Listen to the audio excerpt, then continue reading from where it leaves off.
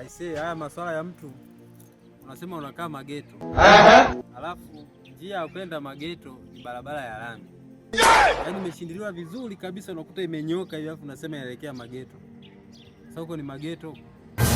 Watu wanaokaa mageto barabara zinakuwa zinaelekea kabisa, unajua kabisa hii inaelekea magetoni. Barabara kama hii njia kama hii ukikuta vimatopekani hivi kama hivi matopekani kama hivi, unajua kabisa hii ndio inaelekea magetoni. Hizi ndio njia zinaelekea magetoni.